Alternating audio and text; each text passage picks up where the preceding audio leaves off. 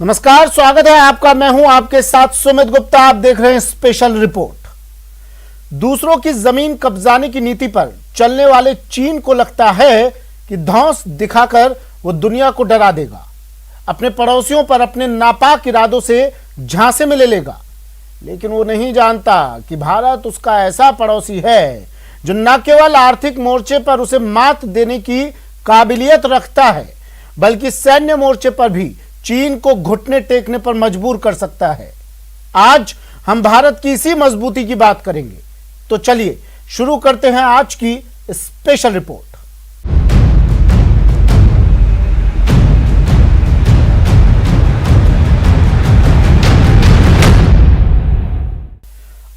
नवंबर 1962 को लेह के रेजांगला में हमला किया था। कुमाऊं रेजिमेंट ने चीन के इस हमले को नाकाम कर दिया था, लेकिन अब भी चीन अपनी चालबाजियों से बाज नहीं आ रहा है। लिहाजा रेजांगला पहुंचे देश के रक्षा मंत्री राजनाथ सिंह ने आखिरी चेतावनी दी।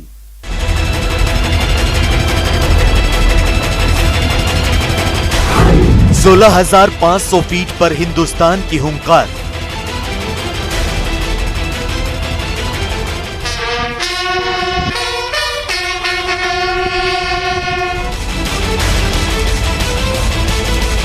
हिंदुस्तान करेगा ड्रैगन पर बड़ा प्रहार।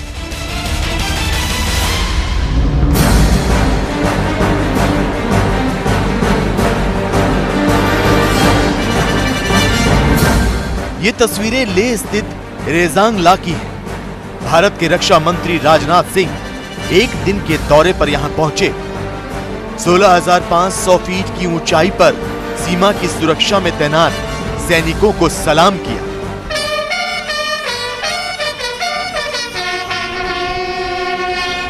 देश के लिए वीर गति को प्राप्त हुए जवानों को नमन किया।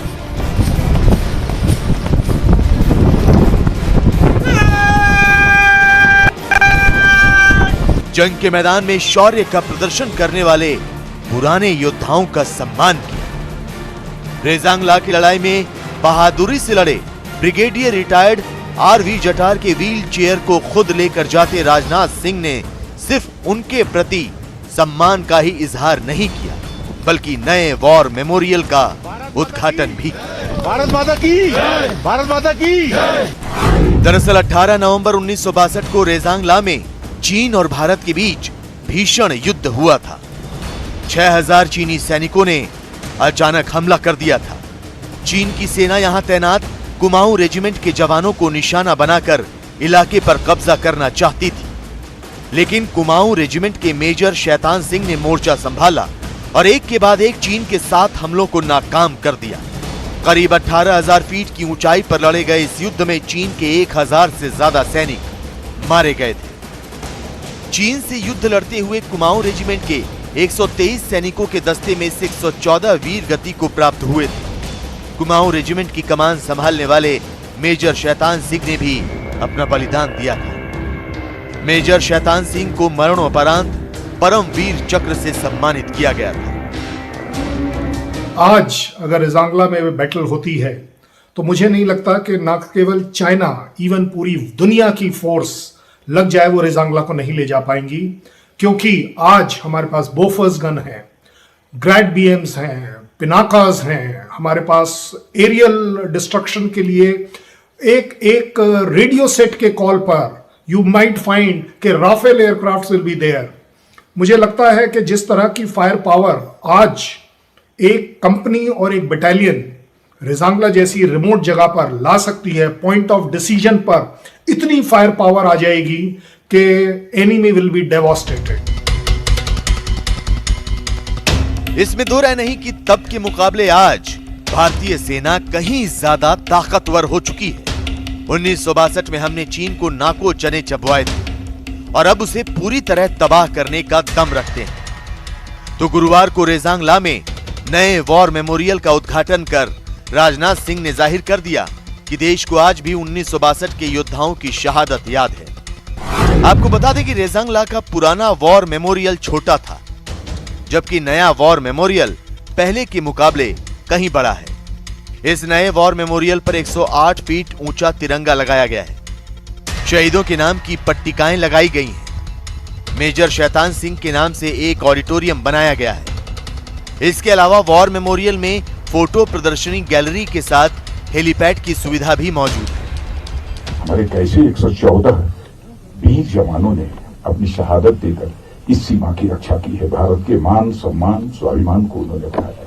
मैं तो कहना चाहता हूं, केवल वह बहादुर सैनिक ही नहीं थे, बल्कि वह एक आध्यात्मिक पुरुष थे। मैं जानता हूं कि बहुत लोगों को आश्चर्य होगा, शहादत देने वालों को आप आध्यात्मिक पुरुष, स्पिरिचुअल मैन के रूप में कैसे आप परिभाषित कर रहे हैं। इसलिए करना चाहता हूं, शहादत देश के लिए वही दे सकता है जिसका मन बड़ा होगा। छोटे मन का व्यक्ति कभी शहादत नहीं दे सकता है। रेजांगला में चीन और भारत के बीच हुई जंग को 59 साल बीत चुके हैं, लेकिन इस जंग की आग अब भी बुझी नहीं है। चीन अब भी सीमा पर साजिशें रच रहा है। भारत के रणनीतिक लिहाज से अहम इलाकों पर बुरी नजर गड़ाए हुए है, जिसे देखते हुए जहां सेना मुस्तैद है, वहीं सरकार ने एक बार फिर साफ कर दिया है कि अगर चीन ने किसी भी तरह का दुस्साहस किया तो उसका अंजाम बहुत बुरा होगा। रेजांगला से चीन को चेतावनी देते हुए राजनाथ सिंह ने कहा कि भारत का चरित्र रहा है कि हमने किसी भी दूसरे देश की जमीन पर कब्जा करने की नियत नहीं रखी, लेकिन किसी भी देश ने अगर भारत की ओर आंख उठाकर भी देखा है तो हमने उसे मुंह तोड़ जवाब दिया है। हमारी सेना के बहादुर जवान भारत की हर एक इंच जमीन की रक्षा करने में सक्षम है। राजनाथ सिंह की ये चेतावनी चीन को शायद ही पसंद आए, लेकिन उसकी चालबाजियों का जवाब देने के लिए भारत को आक्रामक रणनीति पर अमल करना बेहद जरूरी है। चीन को उसी की भाषा में जवाब देना जरूरी है, क्योंकि वो सुधरेगा नहीं, वो अपनी साजिशों से बाज आएगा नहीं। चीन पूर्वी लद्दाख को जंग का मैदान बनाने की तैयारी कर रहा है। इससे लगते इलाकों में अपनी सैन्य तैनाती लगातार बढ़ा रहा है। पूर्वी लद्दाख एरिया में अगर चीन किसी भी तरह की घुसपैठ करने की कोशिश करेगा तो वो उसको मुंह की खानी पड़ेगी, क्योंकि अब सिर्फ आर्मी नहीं है, आज एयरफोर्स भी वहां है, और तो और नेवी जैसे लोग वहां पर काम कर रहे हैं। जिस तरह का surveillance grid, radar grid, aerial grid, satellite grid surveillance में लगा हुआ है, चाइना की हर हरकत पर नजर रखी जा रही है। कोई भी स्टेप किसी भी दिशा में चाइना अगर लेता है तो आज हम उसे ऑब्जर्व कर रहे हैं। भारतीय सेना पहाड़ का सीना चीरकर दुश्मन को नेस्तनाबूद करने का दम रखती है। भारतीय सेना ने हाल के कुछ वर्षों में पूर्वी लद्दाख को एक किले में तब्दील कर दिया। LAC को युद्ध क्षेत्र बनने से रोकने के लिए अपनी मुस्तैदी बढ़ा दी।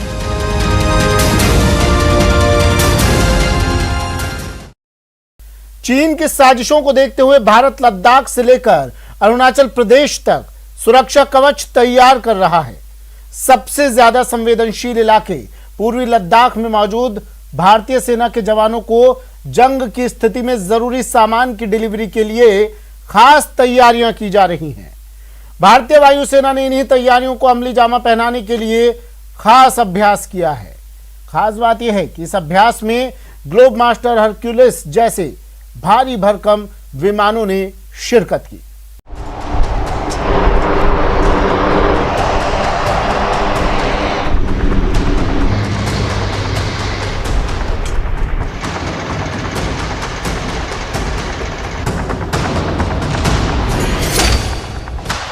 ऑपरेशन हरक्यूलस से जिनपिंग हुए नर्वस।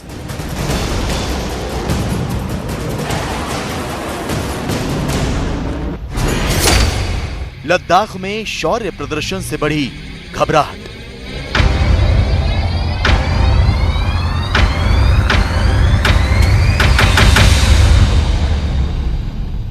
लद्दाख में वास्तविक नियंत्रण रेखा पर भारत और चीन के बीच तनाव जारी है। संवाद के साथ संग्राम की स्थिति बरकरार है। दोनों देशों की सेनाएं एक दूसरे के सामने डटी हुई है। हालांकि भारत अब भी शांति की बात कर रहा है। भारत अब भी पुरानी स्थिति बहाल करने और बॉर्डर पर बारूदी जंग से बचने के लिए एड़ी चोटी का जोर लगा रहा है, लेकिन चीन है कि मानता ही नहीं। ऐसे में भारत के लिए अपनी सैन्य क्षमताओं को बढ़ाना लाजमी हो जाता है, और इसी की बानगी है लद्दाख में वायुसेना का ऑपरेशन हरक्यूलस।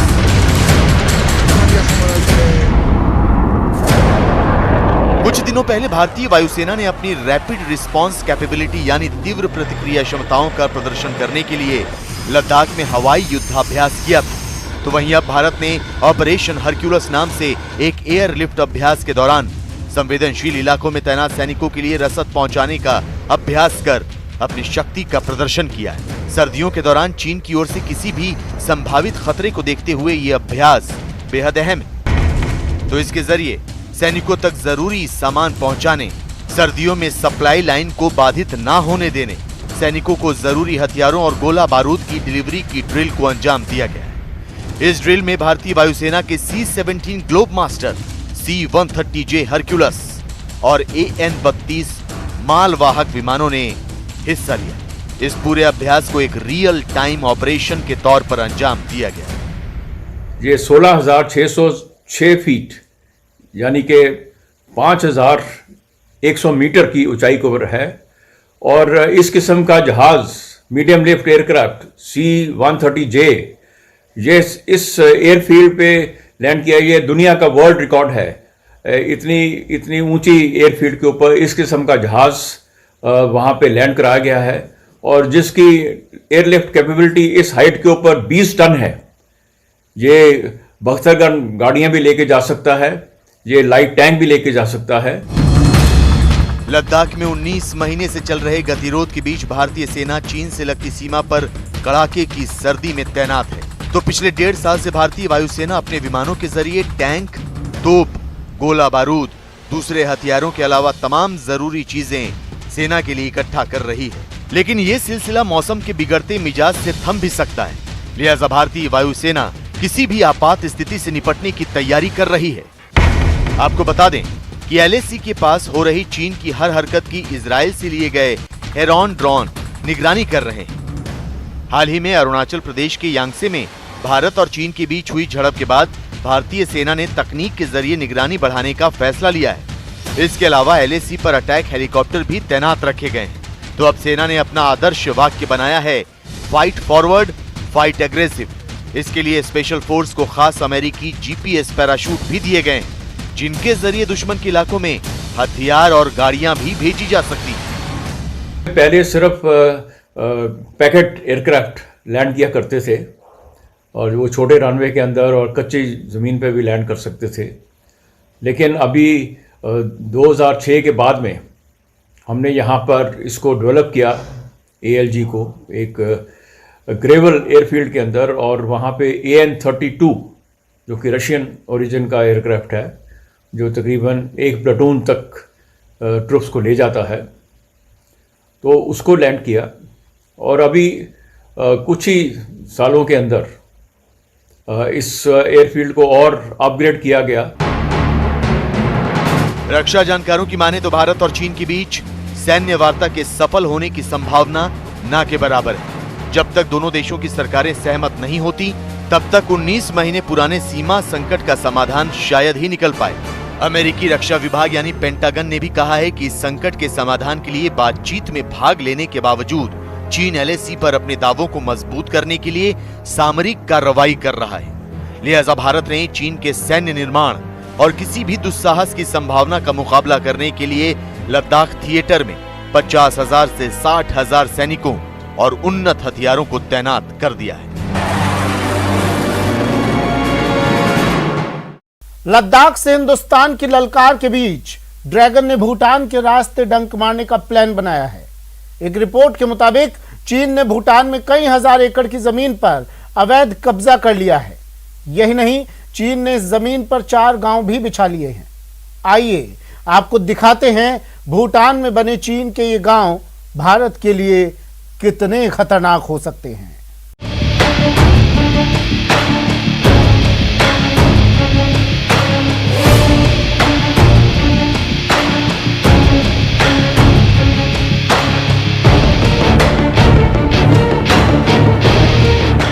तिब्बत में मॉडल गांव के जरिए मानव कवच तैयार करने की साजिश को अंजाम देने के बाद चीन ने अब भूटान का रुख किया है। भारत के साथ सीमा विवाद के बीच चीन पड़ोसी देश भूटान की सीमा में भी घुसपैठ कर चुका है।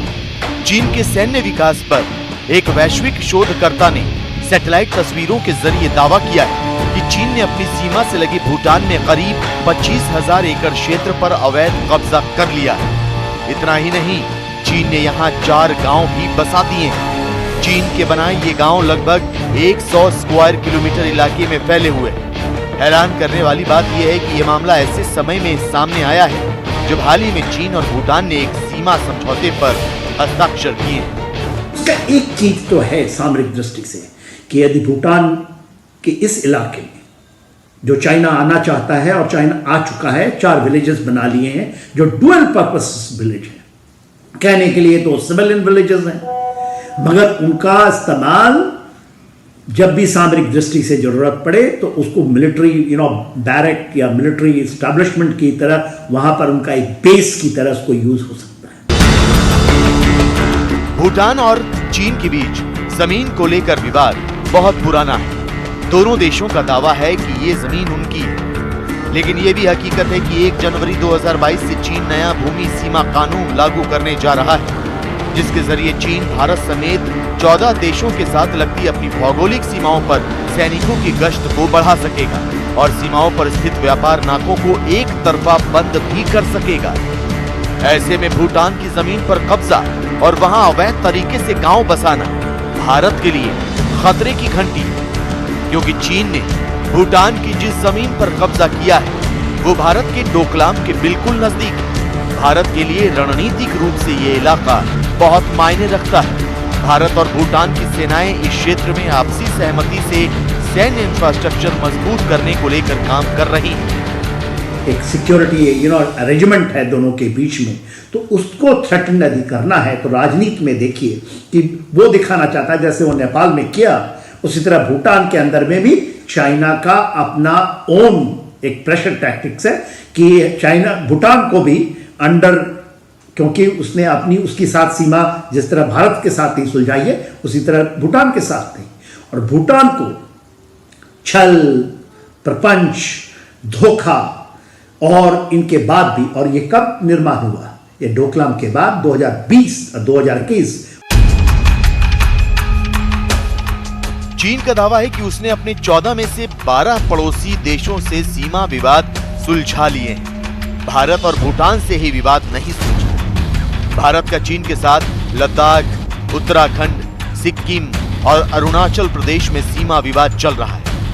लद्दाख में भारत और चीन के बीच विवाद का एक बड़ा कारण कुछ इलाकों में सैन्य गश्त को लेकर भी है। ऐसे में भूटान के रास्ते चीन की साजिश एक और खतरे का सबब बन सकती है।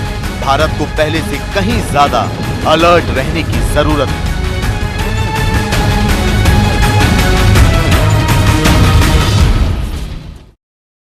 स्पेशल रिपोर्ट में वक्त एक ब्रेक का है।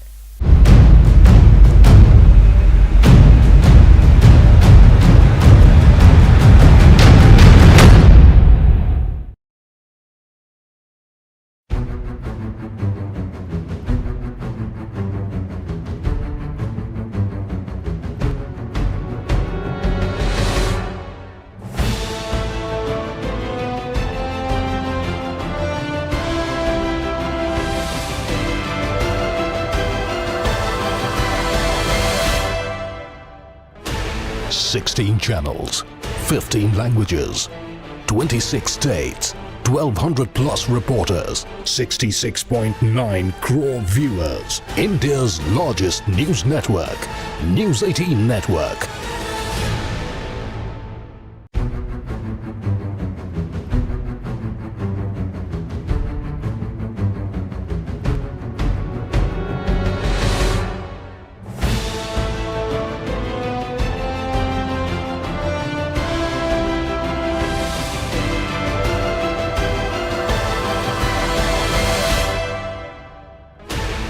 Sixteen channels, 15 languages, 26 states, 1,200 plus reporters, 66.9 crore viewers. India's largest news network, News 18 Network.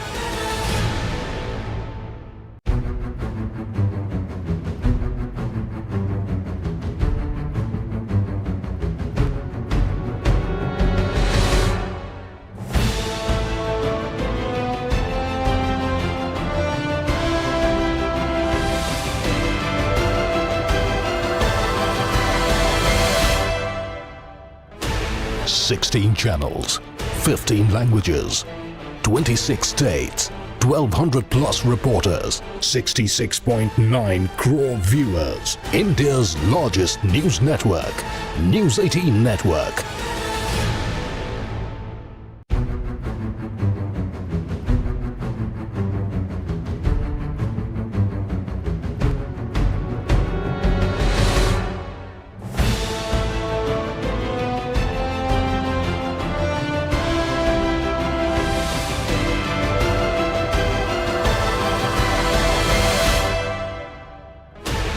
Sixteen channels, 15 languages, 26 states, 1200 plus reporters, 66.9 crore viewers. India's largest news network.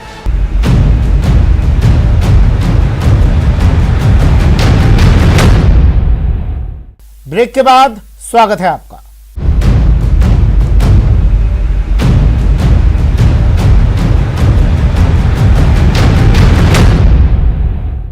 और अब बात करते हैं पीएम मोदी की एक अहम